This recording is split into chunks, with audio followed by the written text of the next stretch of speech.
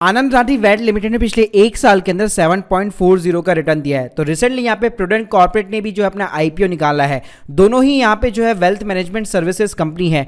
तो चलिए आज के इस वीडियो के अंदर जानते हैं कि इसका आईपीओ आपको अप्लाई करना चाहिए, नहीं करना चाहिए, अप्लाई करेंगे तो कितना लिस्टिंग गेन आप एक्सपेक्ट कर सकते हैं और लॉन्ग टर्म के लिए इसका क्या प्रोस्पेक्ट है। तो सबसे पहले हम लोग कंपनी की बात करते हैं तो जो prudent corporate advisory limited company है वो 2003 के अंदर यहाँ पे स्टार्ट हुई थी। इसके बिजनेस की बात करूं तो इनके पास में सबसे बड़ा लार्ज बेस है एमएफडी का। ये एमएफडी क्या होते हैं? This is the mutual fund distributors.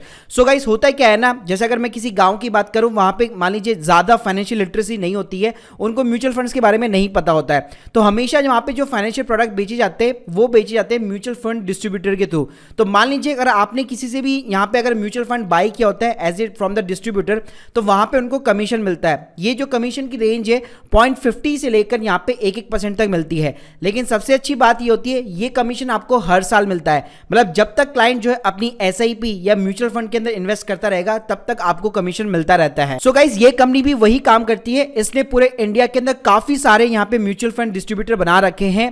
आप कह सकते हैं अल्टीमेटली एक तरह से एजेंट्स, जो कि अल्टीमेटली जो है एंड क्लाइंट को जो है म्यूचुअल फंड यहाँ पे सेल आउट करते हैं। तो गाइस ये म्यूचुअल फंड के अंदर डील करते हैं, साथ में अपने इंश्योरेंस के प्रोडक्ट्स वगैरह भी सेल आउट करते हैं, साथ में स्टॉक ब्रोकिंग यानी कि डीमैट की सर्विस भी प्रोवाइड करते हैं और इसके अलावा इनके कुछ ट्रेडिंग के प्लेटफॉर्म्स भी है। तो गाइस अभी इस आईपीओ की अगर मैं जीएमपी की बात करूं यानी कि ग्रे मार्केट प्रीमियम के अंदर क्या जीएमपी पर चल रहा है, तो अराउंड 30 to 40 रुपीज यहाँ पे चल रहा है। अगर मैं लिस्टिंग गेन की बात करूं तो 600 रुपए का आपको लिस्टिंग गेन हो सकता है, यानी कि 4 से 5% का यहाँ पे आपको प्रॉफिट एक्सपेक्ट कर सकते हैं। इसके अलावा गाइस अगर मैं अलॉटमेंट स्टेटस की बात करूं तो अभी तक जब तक मैं वीडियो बना रहा हूं यहाँ पे रिटेल कैटेगरी के अंदर 0.50 यहाँ पे सब्सक्राइब हो चुका है और ओवरऑल भी जो है 0.26x यहाँ पे जो है सब्सक्रिप्शन हो चुका है। मतलब ये ओवर सब्सक्राइब हो सकता है, इसके लिए आपको यहाँ पे थर्ड डे का वेट करना पड़ेगा। इस कंपनी के गाइस अगर मैं कस्टमर बेस की बात करूं तो 13 लाख से ज्यादा इनके पास में रिटेल यूनिक इन्वेस्टर है। इसके अलावा 23,000 से ज्यादा इनके पास में चैनल पार्टनर है जो कि अल्टीमेटली म्यूचुअल फंड के डिस्ट्रीब्यूटर्स है। इसके अलावा इनकी 110 ब्रांचेस है ऑल ओवर द इंडिया, 20 से ज्यादा स्टेट के अंदर ये काम करते हैं। एम्प्लॉयज की बात करूं तो 1000 से ज्यादा इनके एम्प्लॉयज है। एयूएम साइज की बात करूं तो अभी तक 35 लाख जो है लाइव फोलियोज है इनके पास में म्यूचुअल फंड के अंदर, जिसके अंदर 15 लाख से ज्यादा तो केवल वही फोलियोज है जिसके अंदर रेगुलर जो है क्लाइंट्स की एसआईपी चल रही है। अब गाइस बात करते हैं इनकी यूएसपी की। तो देखिए पहली चीज तो ये, अगर मैं एयूएम इंडस्ट्री की बात करूं तो ये जो है साल दर साल जो है 20% से यहाँ पे ग्रो कर रही है। इसके बाद में गाइस सबसे बड़ा यूएसपी इनके पास में ये है कि पैन इंडियन के पास में बहुत ही बड़ा एजेंट का यहाँ पे बेस बना हुआ है। साथ में गाइस इनके कुछ टैग प्रोडक्ट्स भी है जैसे कि फंड बाजार, policy world, vice basket, credit basket, इस तरह की कुछ वेबसाइट है और मोबाइल एप्स है जिनके थ्रू ये अपने कस्टमर्स और साथ में अपने जो एजेंट है उनको सर्विस प्रोवाइड करते हैं। साथ में गाइस अगर आप इनके प्रॉफिट भी देखेंगे तो ईयर बाय ईयर इनके प्रॉफिट भी यहाँ पे बढ़ते जा रहे हैं और उसका मेन रीजन है उनके mutual fund commission. So guys अब बात कर लेते हैं इनका कंपैरिजन कर लेते हैं हम इनके पीयर्स के साथ में। तो देखिए ये जो म्यूचुअल फंड वाली जो इंडस्ट्री है इसके अंदर जो टॉप लीडर्स है that is the NJ wealth. लेकिन देखिए ये लिस्टेड कंपनी नहीं है। मार्केट शेयर की बात करो तो सबसे ज्यादा मार्केट शेयर इसी के पास में है 4.4% और एयूएम साइज की बात करो तो 77,000 करोड़ का एयूएम साइज है और इसी एयूएम साइज से इनका कमीशन जो है 874 करोड़ रुपए के समथिंग बनता है। इसके अलावा गाइस अगर मैं दूसरा पेयर उठा लूं आनंद राठी का, जो कि एक ऑलरेडी लिस्टेड कंपनी है जिसने पिछले एक साल के अंदर 7% का यहाँ पे रिटर्न दिया है, तो अगर मैं बात करूं तो इनके पास भी जो है 2638 करोड़ का यहाँ पे जो है मार्केट कैप है, ऑलरेडी लिस्टेड कंपनी है।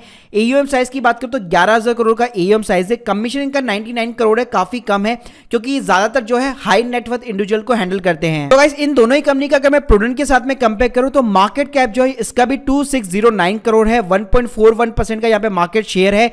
एयूएम साइज की बात करो 24,000 करोड़ का एयूएम साइज है और इससे इसको जो कमीशन है वो 263 करोड़ यहाँ पे मिलता है। तो अगर इसका मैं मोटा मोटा कंपेयर एंजल वेल्थ के साथ में करना चाहूंगा तो यहाँ पे थोड़ी सी जो है कम जो है इसका एयूएम साइज है और कंपेयर भी करूंगा अगर कमीशन के साथ में भी तो यहाँ पे एंजल वेल्थ का जो है ज्यादा कमीशन बनता है। तो गाइस इसके अगर आप प्रॉफिट्स भी देखेंगे तो आपको हर साल यहाँ पे बढ़ते हुए नजर आएंगे। अगर मैं कॉन्स की बात करूं कि इसकी बेकार क्या चीज है तो देखिए इसका जो पूरा बिजनेस है म्यूचुअल फंड के एयूएम साइज के ऊपर डिपेंड करता है। तो अगर कल को इनका एयूएम साइज मान लीजिए रिटेन नहीं हो पाता या फिर कम हो जाता है तो इनसे इनके प्रॉफिट के ऊपर काफी ज्यादा इंपैक्ट आएगा। इसके अलावा गाइस यहाँ पे इनके जो म्यूचुअल फंड डिस्ट्रीब्यूटर है तो देखिए वो कहीं पे और भी शिफ्ट हो सकते हैं। मान लीजिए प्रूडेंट को छोड़कर वो एनजे वेल्थ को भी यहाँ पे ज्वाइन कर सकते हैं। इवन अब तो काफी सारे ऑनलाइन प्लेटफॉर्म भी आगे जो म्यूचुअल फंड डिस्ट्रीब्यूटर बनाते हैं तो उनको भी वो ज्वाइन कर सकते हैं। तो ये भी एक बहुत बड़ा यहाँ पे खतरा है। इसके अलावा गाइस इनके वाले जो सेगमेंट है उसके अंदर हाई कंपटीशन है। क्यों? क्योंकि एक तो जो एएमसी कंपनीज होती है वो खुद भी अपने वेबसाइट के ऊपर म्यूचुअल फंड बेच रही है, बैंक्स भी बेच रहे हैं। इसके अलावा जो ऑनलाइन डिस्काउंटेड ब्रोकर्स होते हैं, ज़ीरोधा हो गया, अप स्टॉक्स हो गया, ग्रो हो गया, ये प्लेटफॉर्म भी म्यूचुअल फंड के अंदर डील करते हैं। साथ में गाइस इसका सबसे बड़ा जो डिसएडवांटेज है कि इनका 50% जो रेवेन्यू आ रहा है वो टॉप 5 एएमसी से आ रहा है। तो कल को अगर ये एएमसी अपना कमीशन जो है कम कर देती है या इनके जो साथ में जो कॉन्ट्रैक्ट बना हुआ है उसको बेसिकली वॉइड कर देती है तो इस कंपनी के ऊपर बहुत ज्यादा यहाँ पे खतरा हो सकता है। तो गाइस ये आईपीओ आ रहा है यहाँ पे 10 मई को, यानी कि स्टार्ट हो चुका है। क्लोजिंग होगी इसकी 12 मई को, लिस्टिंग होगी इसकी 23 मई को। तो गाइस अगर मैं अप्लाई और बात करूं कि आपको अप्लाई करना चाहिए नहीं करना चाहिए, तो अगर देखिए मैं लिस्टिंग गेन की बात करूं तो अभी मैं ये डिसाइड नहीं कर सकता। अभी यहाँ पे फुल्ली सब्सक्राइब भी नहीं हुआ है ये आईपीओ, तो मुझे यहाँ पे थर्ड डे का वेट करना पड़ेगा, प्लस जीएमपी भी देखना पड़ेगा, प्लस ये भी देखना पड़ेगा कितने टाइम्स यहाँ पे सब्सक्राइब हुआ है। इसके अलावा अगर मैं लॉन्ग टर्म की बात करूं तो लॉन्ग टर्म की में भी मेरे पास में एक बेटर ऑप्शन है और भी कंपनियां हैं जिसके अंदर मैं पैसा लगा सकता हूं।